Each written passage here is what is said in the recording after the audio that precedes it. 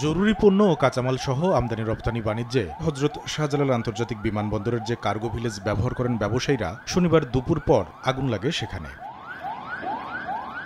এই অগ্নিকাণ্ডের ঘটনাকে বড় ধরনের অব্যবস্থাপনার প্রতিচ্ছবি হিসেবে দেখছেন এভিয়েশন বিশেষজ্ঞ ও ব্যবসায়ীরা। কাঁচামাল হোক, অন্যান্য বিষয় হোক, এই সবগুলোর এইভাবে পুড়ে ছারখার হয়ে গেছে যে তাতে করে আমরা একটা বড় ধরনের সংকটের দিকে যাবে বলে আমার মনে হয়, এবং কোম্পানিগুলো তাদের প্রোডাকশন সাপ্লাই চেনে ইকোসিস্টেমে একটা বড় ধরনের বিপর্যয় ঘটতে পারে। এটা কি হচ্ছে? এটা হচ্ছে বাংলাদেশের একটা অব্যবস্থাপনার চিত্র উপস্থাপন হচ্ছে। আগুনটা যেখানে লাগলো কার্গোতে, সেইখানে কেন লাগলো এবং এই যে ওইখানে এই ব্যবস্থাপনা ছিল কিনা সেটা কিন্তু দেখতে হবে।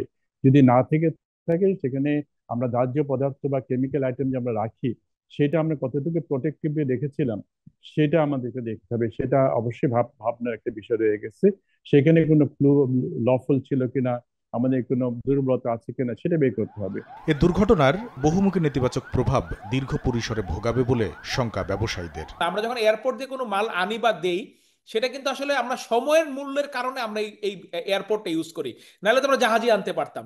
ফলে এইটা আসলে শুধুই গুডসের পরিমাণ দিয়ে, যে গুডসে এখানে আমার 100 কোটি টাকার গুডস বা 200 কোটি টাকার গুডস পুড়ে গেছে, এইটা আসলে এই মূল্যমান দিয়ে আপনি বিচার করলে হবে না।